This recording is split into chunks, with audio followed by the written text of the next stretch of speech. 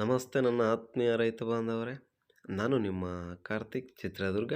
ಮೊದಲನೇದಾಗಿ ನನ್ನ ಚಾನಲನ್ನು ಯಾರ್ಯಾರು ನೋಡ್ತಾ ಇದ್ದೀರೋ ದಯವಿಟ್ಟು ಎಲ್ಲ ಸಬ್ಸ್ಕ್ರೈಬ್ ಮಾಡ್ಕೊಂಡು ನೋಡಿ ಅಂತ ಹೇಳ್ತಾ, ಬನ್ನಿ ನಾನಿವತ್ತು ಒಂದು ಯಾವುದೇ ರೀತಿಯ ಇನ್ವೆಸ್ಟ್ಮೆಂಟ್ ಇಲ್ದಲೆ ಕಡಿಮೆ ಬಂಡವಾಳದಲ್ಲಿ ಝೀರೋ ಕಲ್ಟಿವೇಷನ್ ಸಾವಯವ ಕೃಷಿಯನ್ನು ಮಾಡಿರ್ತಕ್ಕಂಥ ರೈತರ ತೋಟದಲ್ಲಿದ್ದೀನಿ. ಗಮನಿಸ್ಬೋದು ನೀವು ಯಾವ ರೀತಿ ಕಳೆ ಜಾತಿಯ ಹುಲ್ಲು ಎಲ್ಲ ಬೆಳೆದಿದೆ ಅಂತ. ಸ್ನೇಹಿತರೆ, ಫಸಲು ಗಮನಿಸ್ತಾ ಹೋಗಿ ನೀವು ನೋಡಿ ಎಷ್ಟು ಅದ್ಭುತವಾಗಿ ಫಸಲು ಕುಂತಿದೆ. ಇದು 6 ವರ್ಷದ ಅಡಿಕೆ ತೋಟ ಆಗಿರುತ್ತೆ. ನೀವೇ ಗಮನಿಸ್ಬೋದು ಎಷ್ಟು ಅದ್ಭುತವಾಗಿ ಗೊನೆಗಳೆಲ್ಲ ಬಂದಿದೆ ಅಂತ. ರೈತರನ್ನು ನಾನು ವಿಚಾರಿಸ್ತಾ ಹೋದಾಗ ಆ ರೈತನ ಉತ್ತರ ಈ ರೀತಿ ಇತ್ತು.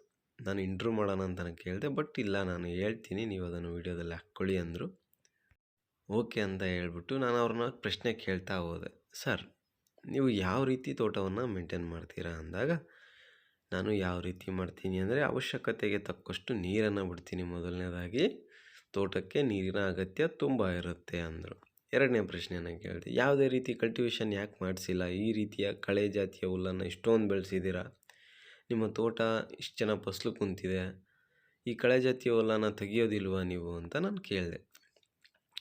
ನೋಡಿ, ನಮ್ಮ ತೋಟದಲ್ಲಿ ಈ ಕಳೆ ಜಾತಿಯ ಹುಲ್ಲಿಂದನೇ ಈ ರೀತಿಯ ಉತ್ತಮವಾದ ಫಸಲು ಕೂರಿರೋದು ಅಂತಲೂ ಹೇಳಿದರು ಅವರು. ಯಾಕೆ ಅಂತ ನಾನು ಕೇಳಿದೆ.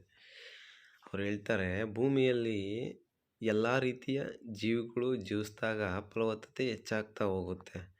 ನಮಗೆ ಬೇಕಾಗಿರ್ತಕ್ಕಂಥ ಫಸಲಿಗೋಸ್ಕರ ನಾವು ಭೂಮಿಯನ್ನು ಹಾಳು ಮಾಡಿದಾಗ ಫಸಲು ಉತ್ತಮವಾಗಿ ಕೂರೋದಕ್ಕೆ ಆಗಲ್ಲ. ನಾವು ಹಾಕಿರ್ತಕ್ಕಂಥ ಫರ್ಟಿಲೈಸರ್ಸಿಂದ ನಮಗೆ ಫಸಲು ಬರೋದು ಇಂಪಾರ್ಟೆಂಟ್ ಅಲ್ಲ. ಭೂಮಿಯನ್ನೇ ನಾವು ಗೊಬ್ಬರವಾಗಿ ತಯಾರು ಮಾಡಿ ಅದರಿಂದ ನಾವು ಉತ್ತಮವಾದ ಫಸಲನ್ನು ತೆಗಿಬೇಕು. ಆಗ ಕೂಡ ನಾವು ಉತ್ತಮವಾಗಿ ಅಭಿವೃದ್ಧಿ ಆಗೋದಕ್ಕೆ ಸಾಧ್ಯ ಆಗುತ್ತೆ. ಬಂಡವಾಳನೂ ಕೂಡ ನಾವು ಕಡಿಮೆ ಮಾಡ್ಕೋಬೋದು ಅಂತ ಅವರು ಹೇಳಿದರು. ಓಕೆ ಸರ್, ಅದೆಲ್ಲ ಸರಿ. ಕಲ್ಟಿವೇಷನ್ ನೀವು ವರ್ಷಕ್ಕೆ ಎಷ್ಟು ಸರಿ ಮಾಡಿಸ್ತೀರಾ ಅಂತ ನಾನು ಕೇಳಿದೆ. ನಾನು ಕಲ್ಟಿವೇಷನನ್ನು ಮಾಡಿಸೋದೇ ಇಲ್ಲ. ತೋಟಕ್ಕೆ ಕಲ್ಟಿವೇಷನ್ನ ಅಗತ್ಯತೆ ಇರೋದೇ ಇಲ್ಲ. ಅಡಿಕೆ ತೋಟಕ್ಕೆ ಕಲ್ಟಿವೇಷನ್ನ ಅಗತ್ಯ ಇರೋದೇ ಇಲ್ಲ. ನೋಡಿ, ಇವತ್ತಿನ ದಿನಗಳಲ್ಲಿ ಟೆಕ್ನಾಲಜಿ ತುಂಬ ಮುಂದುವರೆದಿದೆ. ನಾವು ಬ್ರಷ್ ಕಟಿಂಗನ್ನು ಮಾಡ್ಕೋಬೋದು. ಈ ಕಳೆ ಜಾತಿಯ ಹುಲ್ಲು ಏನಿದೆಯೋ ಇದನ್ನೆಲ್ಲ ನಾವು ಕಟ್ ಮಾಡ್ಕೊಂಬಿಟ್ರೆ ಅದು ಗೊಬ್ಬರವಾಗಿ ಪರಿವರ್ತನೆ ಆಗುತ್ತೆ. ಕೊಳೆತು ಒಣಗಿ ಮಣ್ಣಿನ ಜೊತೆ ಬೆರೆತು ಗೊಬ್ಬರ ಆಗಿ ಪರಿವರ್ತನೆ ಆಗುತ್ತೆ ಅಂತ ಅವರು ಹೇಳಿದರು. ಸರ್, ಯಾವಾಗ ನೀವು ಕಲ್ಟಿವೇಷನ್ ಮಾಡಿಸೋದಿಲ್ಲ? ಓಕೆ, ಬ್ರಷ್ ಕಟಿಂಗ್ ಯಾವಾಗ, ಎಷ್ಟು ದಿನಕ್ಕೊಮ್ಮೆ ಮಾಡ್ತೀರಾ ಅಂತ ಕೇಳಿರಿ. ನೋಡಿ, ನಾನು ಬೇಸಿಗೆ ಸಮಯದಲ್ಲಿ ಖಂಡಿತವಾಗಿ ಯಾವುದೇ ರೀತಿಯ ಕಳೆ ಜಾತಿಯ ಹುಲ್ಲುಗಳನ್ನು ತೆಗೆಯೋದಿಲ್ಲ, ಮುಟ್ಟಕ್ಕೂ ಹೋಗೋದಿಲ್ಲ. ಅಚ್ಚುಕಟ್ಟಾಗಿ ಗಿಡಗಳಿಗೆ ನೀರು ಹೋಗ್ತಾ ಇದೆ ಇಲ್ಲೋ ಅಂತ ಸ್ವಲ್ಪ ಗಮನಿಸ್ತೀನಿ. ಏಕೆಂದರೆ ಬೇಸಿಗೆ ಸಮಯದಲ್ಲಿ ತುಂಬ ಇಂಪಾರ್ಟೆಂಟ್. ಇವತ್ತಿನ ಬಿಸಿಲು ತಾಪಮಾನ ಲೆಕ್ಕ ತಗೊಂಡ್ರೆ ಇದು ಈಗಿರ್ತಕ್ಕಂಥ ಕಳೆ ಜಾತಿಯ ಹುಲ್ಲೇ ಕಮ್ಮಿ ಅನಿಸುತ್ತೆ. ಇನ್ನೂ ಹೆಚ್ಚಾಗಿ ಕಳೆ ಜಾತಿಯ ಹುಲ್ಲು ಇದ್ರೂ ಏನು ಸಮಸ್ಯೆ ಆಗೋದಿಲ್ಲ. ಬೇಸಿಗೆಯಲ್ಲಿ ತುಂಬ ಅನಿವಾರ್ಯ ಈ ಕಳೆ ಜಾತಿಯ ಹುಲ್ಲು. ಭೂಮಿಯ ತಾಪಮಾನವನ್ನು ಕಡಿಮೆ ಮಾಡುತ್ತೆ. ಟೆಂಪ್ರೇಚರ್ ಕಮ್ಮಿ ಆದಾಗ ಫಸಲು ಕೂರೋದಕ್ಕೆ, ಹಳ್ಳು ಕೂರೋದಕ್ಕೆ, ಹೊಂಬಾಳೆ ಹಿಡಿಯೋದಕ್ಕೆ ಉತ್ತಮ ಅವಕಾಶವನ್ನು ಕಲ್ಪಿಸ್ಕೊಡುತ್ತೆ. ಹಾಗಾಗಿ ನಮ್ಮ ಬೇಸಿಗೆಯಲ್ಲಿ ಯಾವುದೇ ಕಾರಣಕ್ಕೂ ನಾನು ಬ್ರಷ್ ಕಟಿಂಗ್ ಮಾಡೋದಿಲ್ಲ. ಅದೇ ರೀತಿ ಮಳೆಗಾಲದಲ್ಲಿ ಮಾಡ್ತೀರಾ ಸರ್ ಅಂತ ನಾನು ಕೇಳಿದೆ. ಅವರು ಏನು ಹೇಳಿದರು, ಇಲ್ಲ ನಾನು ಮಳೆಗಾಲದಲ್ಲೂ ನಾನು ಮಾಡೋದಿಲ್ಲ. ನಾನು ನೀರು, ಜೀವಾಮೃತ, ಕೊಟ್ಟಿಗೆ ಗೊಬ್ಬರ ಹಾಕ್ಸ್ಬಿಟ್ಟಿರ್ತೀನಿ ನವೆಂಬರ್ ತಿಂಗಳಲ್ಲಿ. ನಾನು ಏನು ಮಾಡ್ತೀನಿ ಅಂದರೆ ಫಸಲು ಕಟಾಪಿನ ಅಂತ ಇರುತ್ತೆ ಗೊತ್ತಾ, ಆಗಸ್ಟಿಂದ ಫಸಲು ಕಟಾಪು ಸ್ಟಾರ್ಟ್ ಆಗುತ್ತೆ. ಅಂಥ ಸಮಯದಲ್ಲಿ ನಾನು ಏನು ಮಾಡ್ತೀನಿ, ಕಟಾಪಿಗೆ ನಾನು ಕೇಣಿ ಕೊಡ್ತೀನಿ. ಹಸೆಕಾಯಿ ತೂಗ್ದಂಗೆ ನಾನು ಕೊಡ್ತೀನಿ. ಅವ್ರು ಬರ್ತಾರಲ್ಲ, ಬರ್ತಕ್ಕಂಥ 2 ದಿನ ಮುಂಚಿತವಾಗಿ ನಾನು ಏನು ಮಾಡ್ತೀನಿ, ಬ್ರಷ್ ಕಟಿಂಗ್ ಎಲ್ಲ ಮಾಡಿಸ್ಬಿಡ್ತೀನಿ ಲೇಬರ್ಸ್ ಇಟ್ಟು. ತೋಟ ನೀಟಾಗಿರುತ್ತೆ.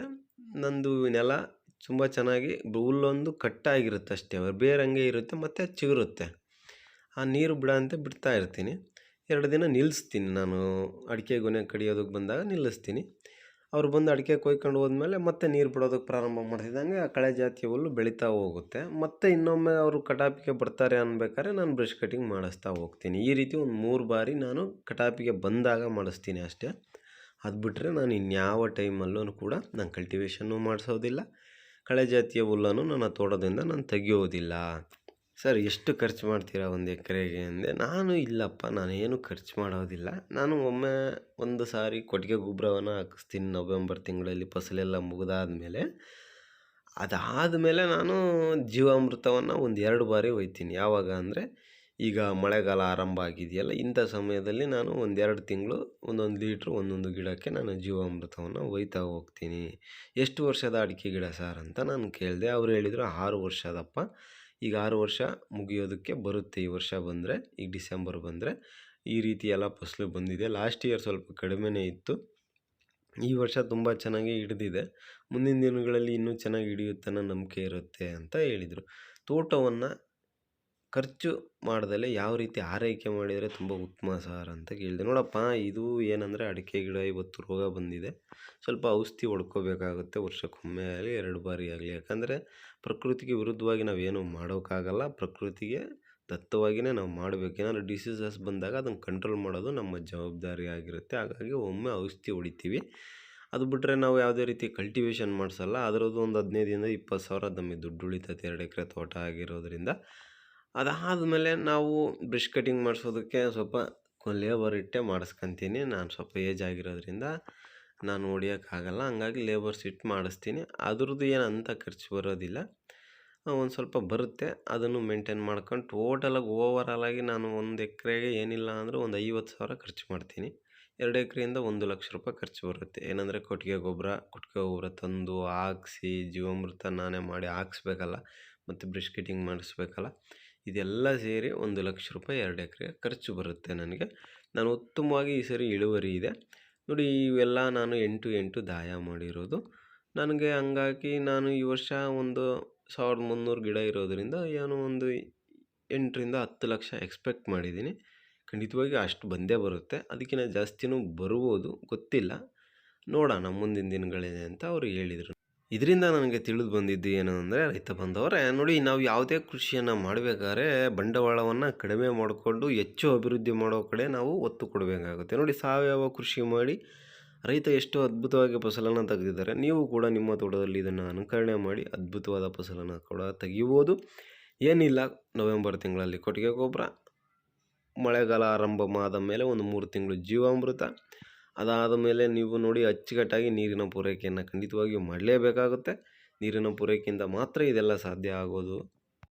ಇಷ್ಟು ಕೆಲಸ ಎಲ್ಲ ಮಾಡಿಕೊಂಡು ಅಚ್ಚುಕಟ್ಟಾಗಿ ಮೇಂಟೈನ್ ಮಾಡಿದರೆ ಖಂಡಿತವಾಗಿಯೂ ನಮ್ಮ ತೋಟಗಳು ಕೂಡ ಉತ್ತಮವಾದ ಫಸಲನ್ನು ಹಿಡಿತವೆ. ಎಲ್ಲ ರೈತರು ಕೂಡ ಅಭಿವೃದ್ಧಿ ಆಗೋ ಕೆಲವೊಂದು ಮಾರ್ಗಗಳು ಇವಾಗಿರುತ್ತೆ ಅಂತ ಹೇಳಿ, ಈ ಎಲ್ಲ ಮಾರ್ಗಗಳನ್ನು ತಾವುಗಳು ಕೂಡ ಅನುಸರಿಸಿ ನಿಮ್ಮ ತೋಟವನ್ನು ಅಭಿವೃದ್ಧಿಪಡಿಸ್ಕೊಂಡು ಹೆಚ್ಚು ಲಾಭ ಮಾಡಿ ಅಂತ ಹೇಳ್ತಾ, ನಾನು ನಿಮ್ಮ ಕಾರ್ತಿಕ್, ಚಿತ್ರದುರ್ಗ. ಇದೇ ರೀತಿಯ ಅಡಿಕೆ ಆಗಿರುವುದು, ಅನೇಕ ರೀತಿಯ ಕೃಷಿ ಸಂಬಂಧಪಟ್ಟ ವಿಡಿಯೋಗಳ ಬಗ್ಗೆ ಮಾಹಿತಿಯನ್ನು ಕೊಡ್ತಾ ಇರ್ತೀನಿ. ನಿಮ್ಮ ಅಭಿಪ್ರಾಯವನ್ನು ಕಮೆಂಟ್ ಮುಖಾಂತರ ತಿಳಿಸಿ ಅಂತ ಹೇಳ್ತಾ, ಧನ್ಯವಾದಗಳು ರೈತ ಬಾಂಧವರೇ. ಹರೇ ಕೃಷ್ಣ.